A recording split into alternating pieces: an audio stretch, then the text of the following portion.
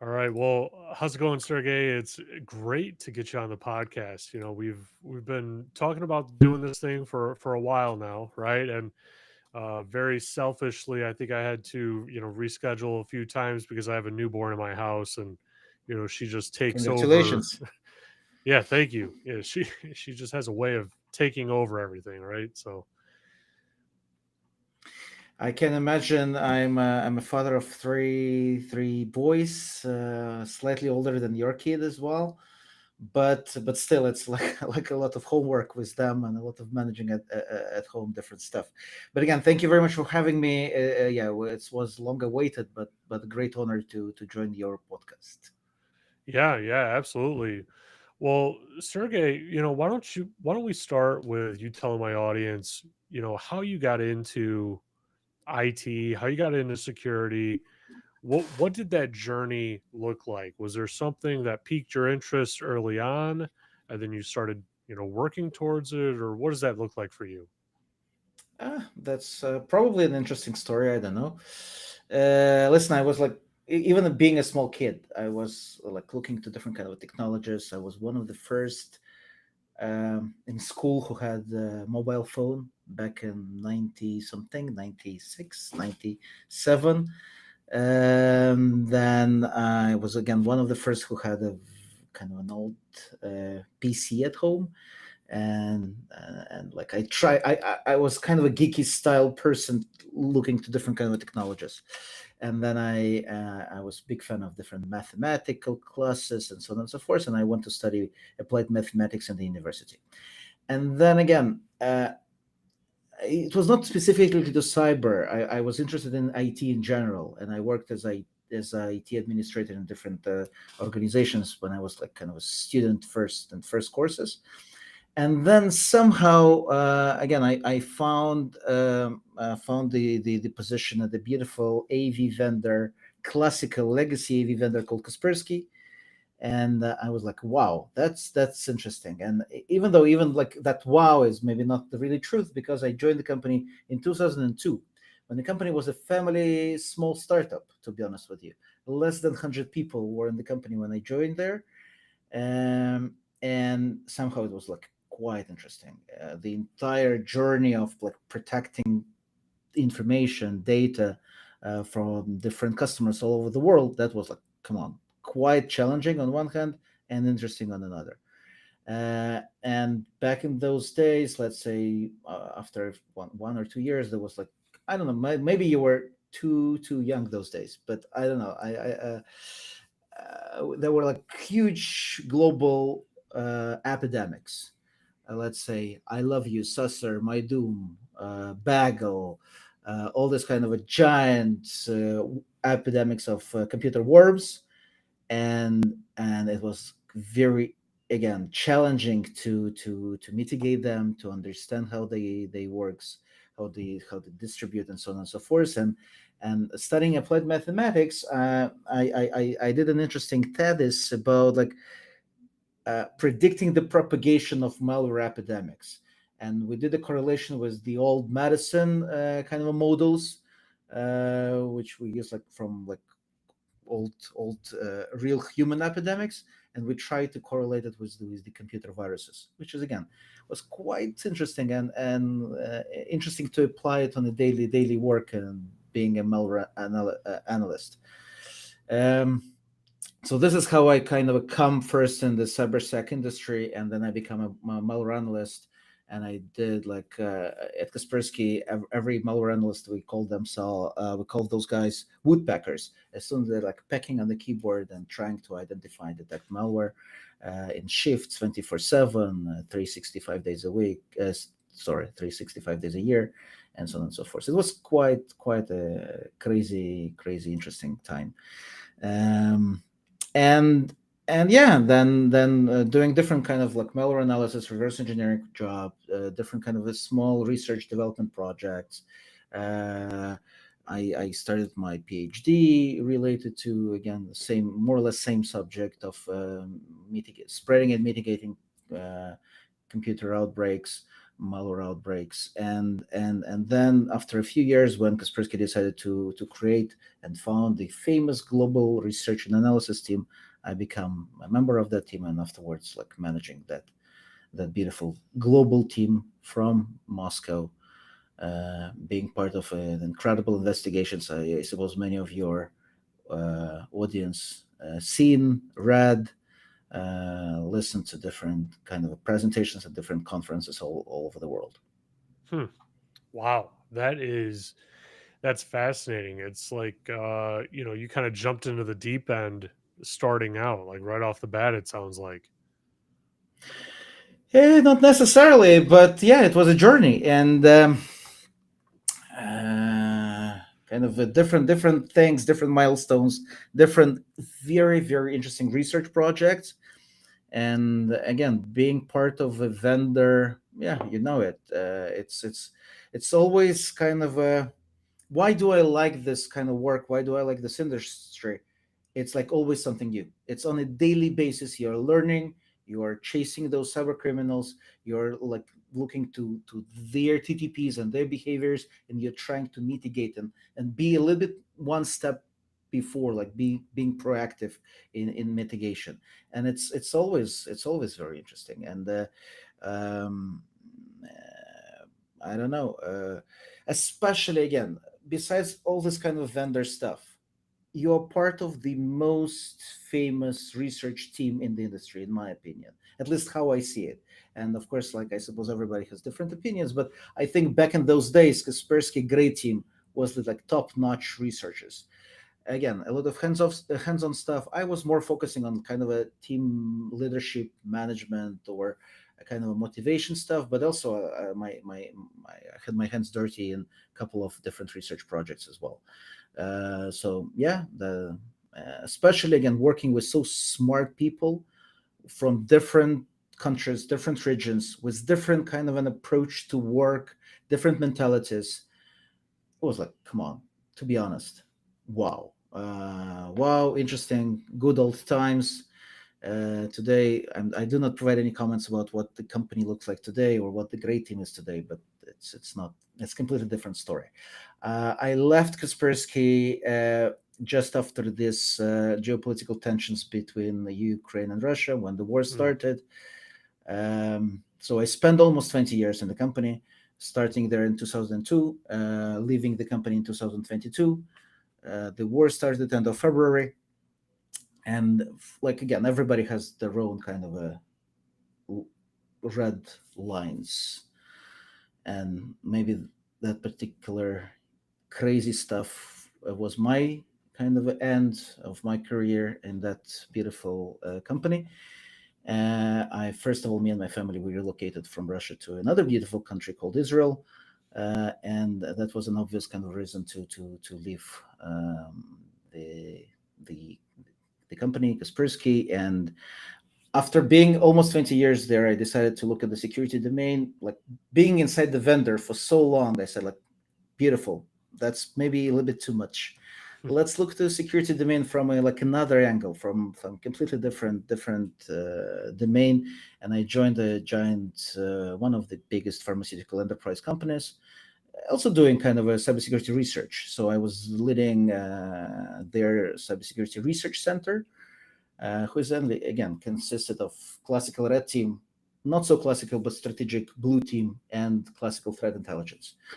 They have like huge, like it's a giant organization, and they're investing a lot into cybersecurity. As soon as their intellectual property is one of the key asset, a lot of crown jewels, a lot of like important information, critical information to protect. So they're investing into ISRM like a lot, and yeah, it was a completely new world, new experience for me, being inside the vendor and then inside the giant enterprise organization was like such a crazy change, to be honest with you, but interesting. It also based on kind of my knowledge and my vision and my experience, it gave me kind of really a lot. And now I'm very happy to be somewhere in the middle, which is a security service provider. We're not a vendor, we're not an enterprise, but we're like working with like so many different cool vendors, protecting different giant enterprises all over the world. And the this beautiful MSSP called Cyberproof, and I'm responsible for a bunch of security services we're providing, including kind of a use case management. And this is mainly like detection engineering, so part of the detection piece and automation on top of this, providing response, and then advanced threat hunting and cyber threat intelligence. So those kind of three services I'm responsible at the moment. Hmm. Wow. So there's a lot that I want to dive into with your 20 years at Kaspersky, right? It's really fascinating to me because I was actually a customer of Kaspersky for a long time. Um, and I would get like critiqued by it, right? Like, oh, why are you going with this Russian product and everything? But genuinely, I trusted that, even though it was a headquartered, security product in Russia, I still believed, that Russia probably wasn't monitoring it or, didn't have like a backdoor or whatever. I did trust the product and whatnot. Um, and I want to maybe backtrack just a little bit, right? When you were researching the malware, did you ever research, like Stuxnet or any of these like infamous pieces of malware, or hacking tools even, right? That was disclosed by Snowden potentially. Did you ever like reverse engineer any of those? And what was it like potentially if you did? Me personally, yes. Again, not a lot. I'm more focusing on kind of a leadership or guiding the guys of where to go and why to go there, and not only that. But again, my team, my Fox, they did a lot of reverse engineering of those kind of an APTs, and it was one of the most sophisticated stuff have ever seen in our lives. And uh, again, the most interesting, and one of my colleagues called it like we're doing paleontology. The most interesting piece was to again to track those kind of an anomalous in the traffic.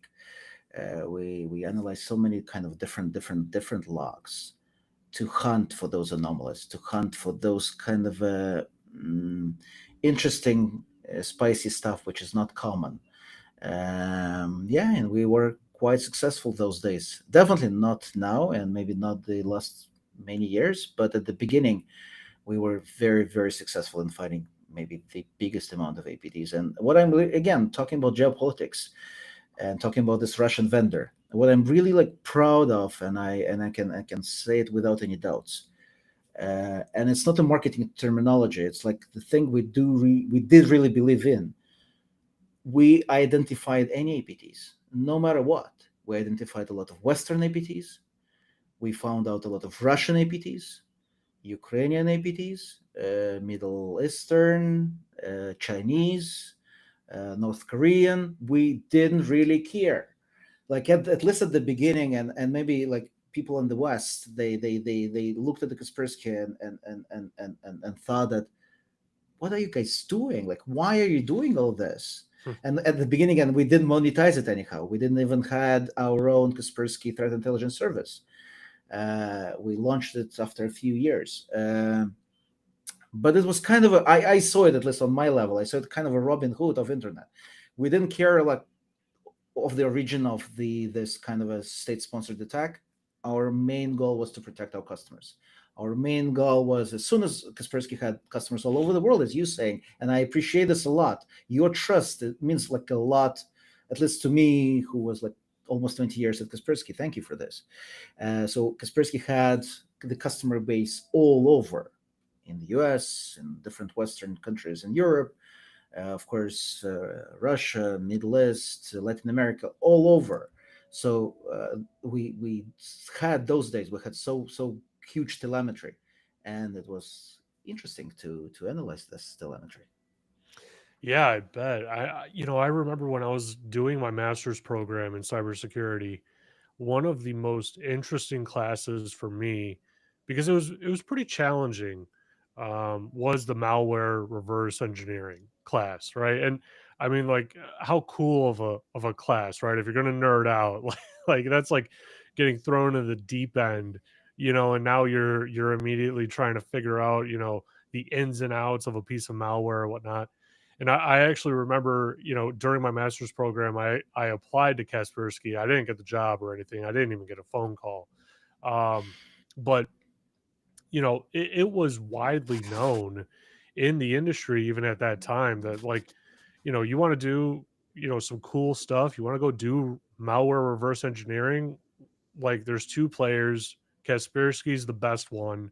Like, you should be going there. If you want to be the best, you have to go work with the best. You have to go, you know, live it, breathe it, and that was widely known in the industry. I mean, that was a very highly lucrative company to work for. Even, I mean, like, that's even, I'm in America, right? I've never been to Russia. I would actually love to go to Russia. I would like to see it because I like to travel and see the history and Not everything like necessarily that. now. Not necessarily now. Sorry to Right, right, interrupt. right.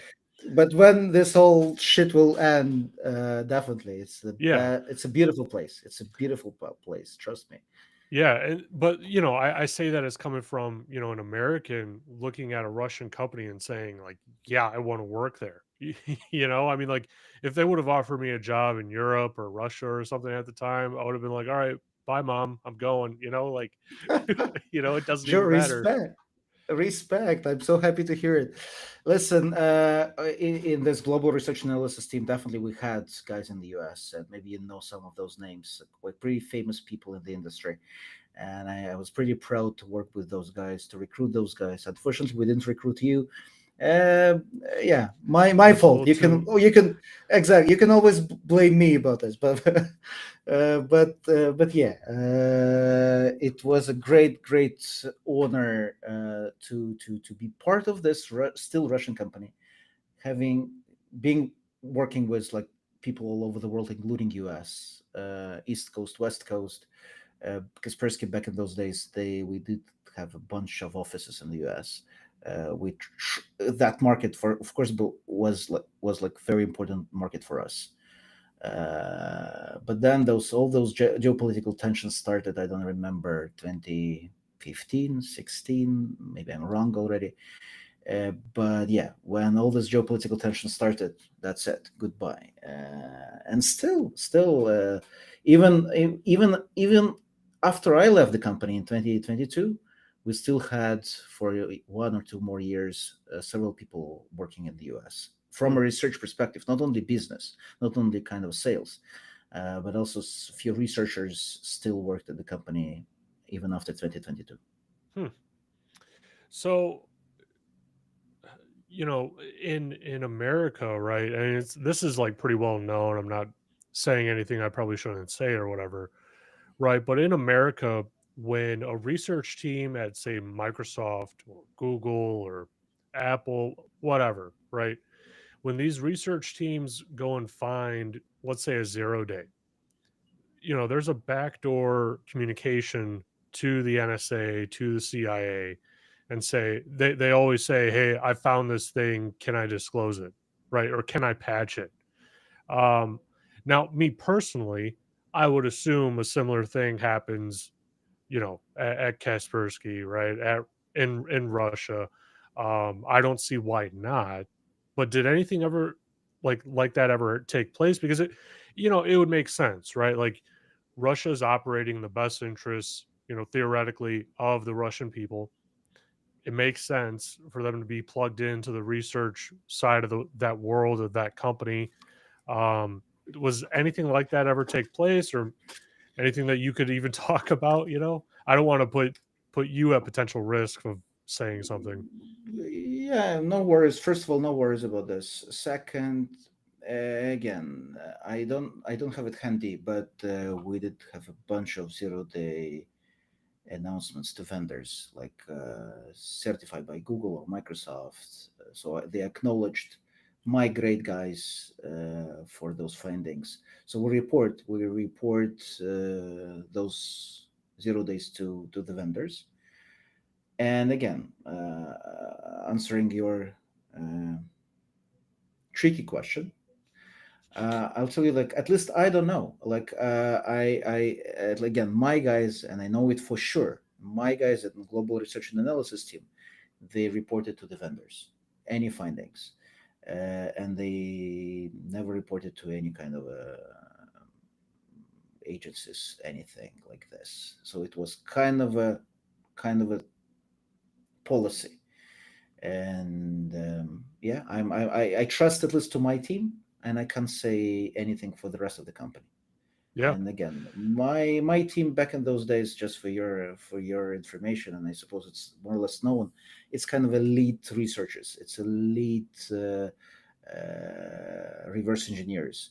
Uh, in my humble opinion, one of the best in the industry. Again, finding vulnerabilities and doing reverse engineering, slightly two different things, but still, even my guys, they found a bunch of different 0 days. Hmm. Yeah, it's just a, it's a fascinating situation, to kind of think about, right? So, you know, if I were to, or if someone were to, try and get started today, right? Try and get into malware reverse engineering today. What would you recommend that they do? Where should they start? Is there a book that they should get to go through and, set up a lab at home? I mean, there's a lot of databases out there with a bunch of, different kinds of malware in it that you could potentially download, and hopefully you don't infect yourself and then reverse it, right? But what do you recommend for people that are trying to get started? Listen, the simple piece of advice, at least from my side, if you do want to focus on reverse engineering, which is slightly strange nowadays, right? Yeah. I don't know so many people focusing on reverse engineering, but still I know, by the way, very cool young minds, at least in the country where I live now. There are like such a crazy, interesting people, and they're becoming more and more. Um, so it's about self-learning. It's about, there are so many different courses available online. Just watch it, read it, play with it. The more you have your hands dirty, the better. As you said, set up some kind of a lab environment at home. Be careful with all those payloads. um, I don't know, and it's just about, like, the obvious question is, why do you want to do it? Like, what is your main interest? My usual kind of reply and vision, when I did like so many different lectures in different universities, not only Russia, in many different places, like, people are asking, how do you define, is it like a good reverser or a bad reverser? And you can't define it like on the first interview, right? But the obvious thing is that when you're bored by developing, you're not interested in the development. Development is boring. When you are when you like big fan of cracking, when you're a big fan of like broken something, when you're a big fan of like hacking something, that is the story behind the good reverser in my, again, experience. But yeah, it's more or less, there is no any kind of university or college where you can learn for reverse engineering. It's mainly about huge amount of time you're investing to kind of self learning. Hmm. Yeah, no, it makes sense. A long time ago, I tried to like go down a little bit more of that path, right, to learn it a little bit better, and I will when I'm done with my PhD. But I just remember trying to get, I think it was like the Cuckoo Sandbox. I think it might have been. I tried to get that thing working, and I just could not figure out how to get it working properly to like, properly configure it and have it sequestered off from the rest of the device and the internet and everything. And I spent probably like a month just trying to get that thing to work. But it's a really fascinating area, right? Because I'm not a fan of coding myself. Like it doesn't pique my interest. It's quite boring. I'm much more about figuring out how it does, what it does behind the scenes, and stepping through it like that, right? Like that's what piques my interest. And that's kind of where I think that's kind of where I'm going, in my career path, right? Like more of a security researcher side at this point. Because, Correct. it's like Come the on, Joe. Why nobody called you back when you submitted to Kaspersky position? right. I don't know. Again, my I'd still fault. be My there fault. today. Correct. Yeah, Uh, it's fascinating. and it's very interesting. I mean, again, the another thing I truly believe in, and it may sound stupid, I don't know, but when I was talking a lot to different students in different universities, I said like, you won't even believe how interesting it is. Uh, you won't even believe that on a daily basis you're learning, you're kind of gaining this interesting experience. And what I also tried, and did really believe in this, when you show to those young minds the light side of the story, the thing that you can like do kind of reverse engineering, meaning like hacking in a kind of a blue teaming in a defensive way, in a kind of a constructive positive way, and you can also like earn good salaries. You can build your brand, you can deal with so many interesting pieces of code, analyzing this code.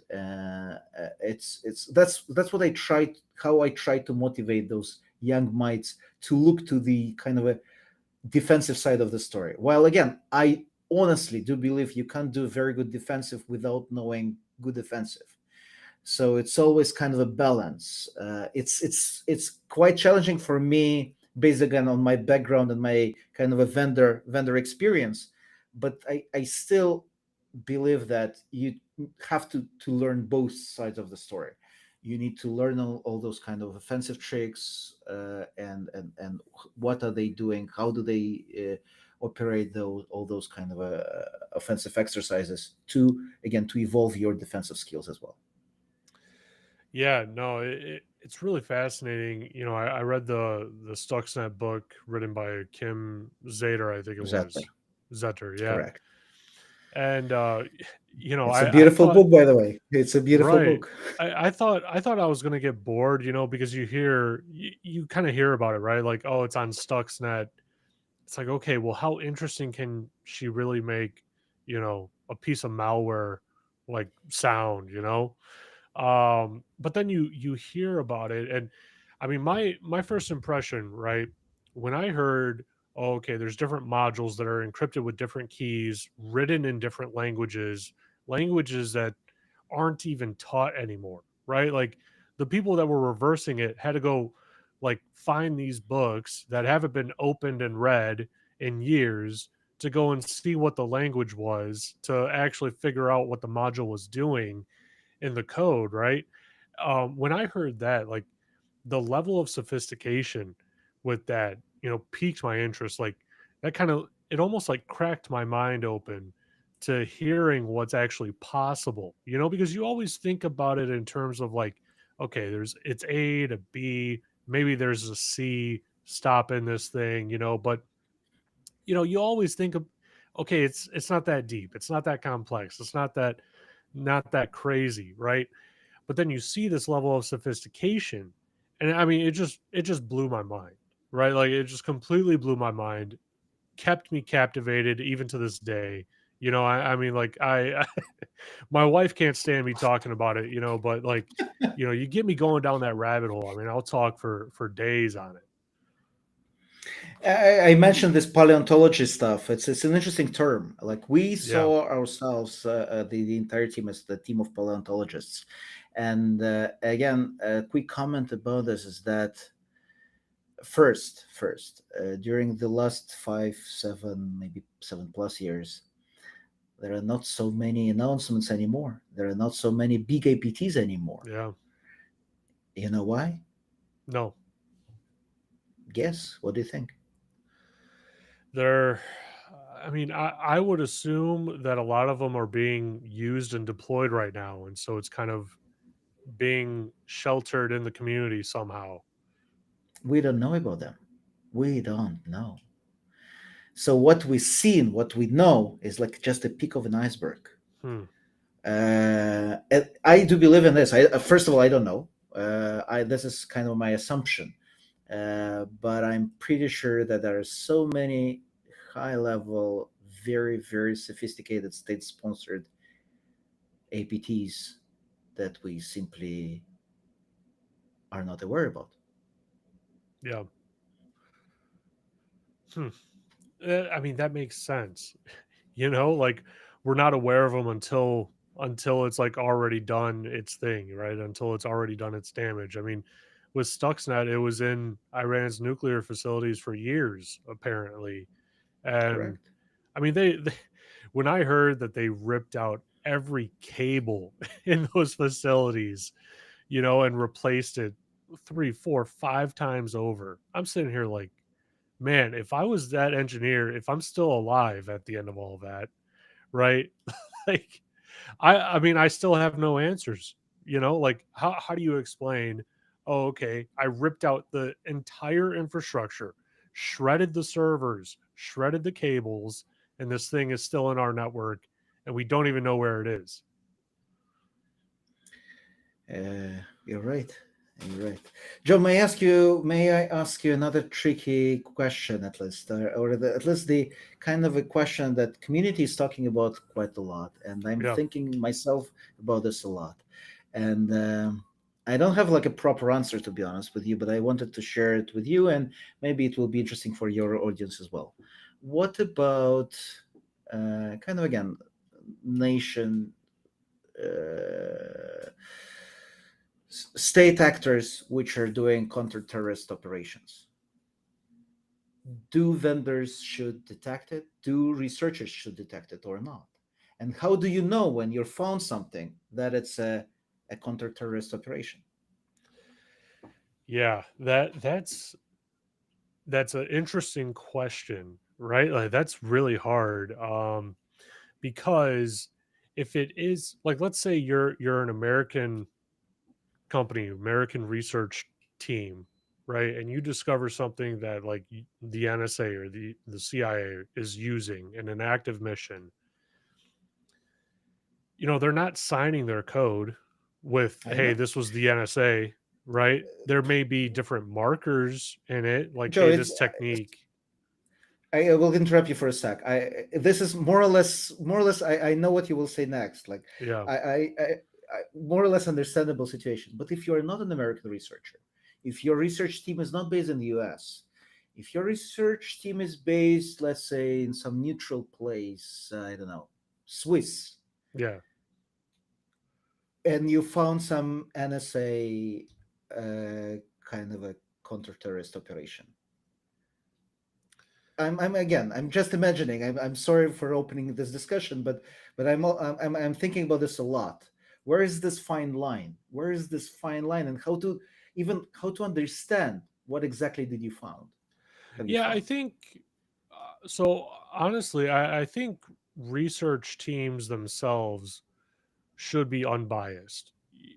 Regardless of the country that they reside within, they need to be unbiased because if they're not, if they are biased, then you're going to have an American company that's only disclosing, Russian or Iran APTs, right? Like the enemy APTs, but none of the NSA, right? That feels unfair and wrong, to be honest with you, because everything in security is built on trust. Whether you're talking about a network or me to you, right? Like there's some level of trust there that takes place. And I think when, especially for the research community within cybersecurity, I think once the trust breaks down there, you know, the whole community as a whole begins to break down. And you can no longer then trust your vulnerability scanners. You can't trust all the threat intelligence that you have and all that sort of thing, right? So it needs to be as unbiased as possible, in my opinion. I agree, and I like your answer. I Yeah. appreciate this vision. I think more or less the same way. At the end of the day, I as soon as this was my background, when we started finding all those kind of cool apts, the main message, the main mission behind was, we don't care. We don't care. Our customers all around the world, our customers in the US, our customers in Russia, our customers in Western countries, in Eastern countries, in Iran, in Israel, in Egypt, in UAE, whatever, those guys are the most important. And customers, I mean, B2C, B2B, B2G, B2 whatever. So any kind of level customers. So that was a priority. And this is kind of my mindset. I believe that I don't care about like who is standing behind. And it can sound maybe stupid, I don't know, but yeah, that's how we were thinking about this. Yeah, I mean, it's not like these viruses are only meant for, let's say like a Russian domain or a domain in Iran or anything like that. I mean, even Stuxnet, with how precisely it was made, eventually it was modified to the point to where you're starting to find it on just normal civilian, laptops and desktops and companies that had nothing to do with Correct. either party or the Correct. situation. And So and again, you know why? You know why, right? Because those guys need to test their development somewhere. right, right. They can't test it in the real target. They need to Yeah, test it somewhere else. especially when it's something as sensitive, just as Stuxnet, right? That's the example. But a great way to test it is to just launch it into the wild. And if it destroys a whole bunch of computers, okay, that was too aggressive. That's not what we were aiming for. We were aiming for something that, looks for this hardware. Where in reality, it just saw a Dell laptop and was like, yeah, I'm gonna I'm gonna siphon all the data, right? Um, but yeah, that's a great way of testing it. If you look at, the initial tests of Stuxnet, right, when they blew up that generator in Idaho National Labs, I mean, that was a very precise thing, but they still had to go blow up, you know, a generator that's worth like $100,000 to prove it out. True, true. And Joe, if you don't mind, let me make a at least for me reasonable bridge to what's happening today. Like today, and this is one of the obvious trends, and this is what we like. Different researchers, different vendors are like talking over and over again. The lines, the borders are blurred, so you don't even know whether it's a state-sponsored APT, whether it's a cybercrime ransomware operation, whether it's some hacktivist bullshit. Like it's all kind of a mix of different kind of approaches, and it's not the same kind of a threat landscape like it was 10, 15 years ago. Now there are no kind of borders between those three, those four or five different scenarios. Yeah. Yeah. No, it's a fascinating world, which kind of takes me to, I guess the next part. I mean, like, man, I feel like we could talk for another 3 hours, right? Like I need to have you back on. I'll tell you that right now. But And maybe I'll um be happy. I'm enjoying it as well. So let's yeah, schedule something. yeah, absolutely. But with how the world is going and evolving right now, I mean, we have major geopolitical events going on, right? I mean, like it feels like the world is ending, any random day of the week now, right? Which is very unfortunate that we're in this type of situation. Um, and with the advent, I don't want to say the advent, but with the evolution of where AI is right now and quantum computing, are you seeing potentially, new kinds of attacks that, we've never seen before, or exploits that we've never seen before, never even thought of before, that are entering, the wild, potentially generated by AI and maybe hacktivist groups or, organized crime groups? I had someone on that was talking about, these hacker groups, right? And they were saying how the legacy, mentality of it is that, oh, there's a bunch of There's a bunch of nerds that are on some IRC chat, right? Living out of their parents' basement, that call themselves a certain group that get a 0 day here and there, that like, make CNN, right? For 24 hours or something like that, right? Well, they described it now as being closer to like the mafia. It's more closer to organized crime, legitimate organized crime groups that are, hacking companies that, I mean, in the security world, these companies, they seem like they're top-notch companies where it's places that I would want to go work, right? Are you seeing a new evolution of, these attacks that are coming out? Joe, 100%. You're absolutely right. If you don't mind, I will not provide any comments about this quantum computing threats or Yeah, yeah. something. A- and the reason behind is simple that, again, don't get me wrong. Maybe I'm wrong. Maybe you know better. I haven't seen any kind of real quantum computing threats or something. Some concepts, maybe some kind of I don't know. Even I will not say POCs or something. People are like buzzing about this, but real tangible quantum computing threats. What are we talking about? While while at the same time, and again, maybe I'm wrong. I can admit, but at the same time, definitely we are moving from kind of a threat landscape dominated by large, slow-moving actors to, as you said, to a very agile, automated, incredibly powered by all this AI agentic stuff threat landscape. And as like several key kind of a trends or shifts I already mentioned, nation states have blurred the lines between cybercrime and cyber espionage, between nation state APTs and ransomwares and hacktivists and so on and so forth. Often, can again using proxies or kind of a dual use operations a lot more. We see it more and more. Ransomware as a service has evolved as well, being much more professionalized. The cybercrime economy with the supply chains that rival software startups. Uh, a lot of, and I know it's your kind of area of expertise, a lot of cloud exploitation has become of one of the top priority target due to misconfigurations and, I don't know, identity based attacks. Uh, and Threats are faster and more adaptive, and all of this with AI and automation capabilities, which are allowing attackers to scale social engineering, phishing, reconnaissance with like minimal effort and a lot of kind of speed up, making it much more faster than before. Hmm.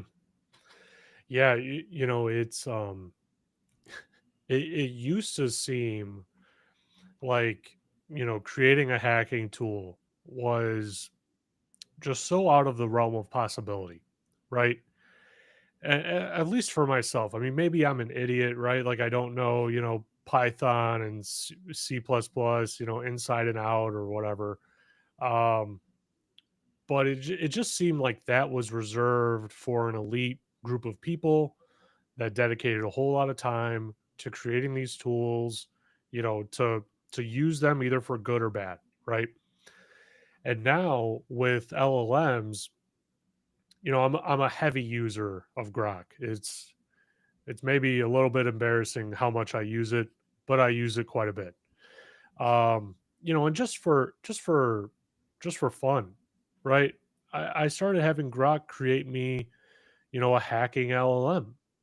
Not really even a hacking LLM. It's like a hacking AI model where it has a base model, it learns from all the previous attacks, looks at all the different kinds of malware out there, and then it starts, formulating new attack methods and hacking tools, reconnaissance tools, works you right through the MITRE framework, right? True. And logs it all.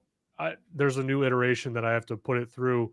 It's up on my GitHub, but it's not public, right? I'm a little bit nervous about making it public, um, but it's so accessible, right? Like I'm not a developer. I am not a developer, and I can just put it into Grok, say, hey, give me a nice UI, right? Build this on a Linux OS, right? Like make this the core OS component, right? Base it off of Kali Linux or base it off of Parrot OS. Make it portable so I could run it on a Raspberry Pi, right? Like that's actually one project I'm doing right now on the side for my PhD is actually getting Kali Linux running on a Docker container on my Android phone, just to see if I could do it, right? Because I kind of want to walk around and maybe hack some Wi-Fi networks as I go. Um, Cool. which Can no, you elaborate a little bit more? Like yeah, I watched your previous series, but if you can just to remind, what is the main like in story behind your PhD? yeah. So my PhD is it's focusing on cybersecurity and satellites, specifically Hmm. deploying the zero trust framework to satellite infrastructure in an effort to prepare it for post quantum encryption. So, a part of my research, aside from the technical aspects, right, is actually meeting with experts in each of these fields to discuss it with them and kind of give them like, I call it like leading questions almost, right? To where it's not exactly addressing the research, but it's a component of the research. And all of these things are lining up to support each other, hopefully. Or maybe I'm an idiot and none of it's going to work, right? But I think I have a pretty good shot at actually making it work.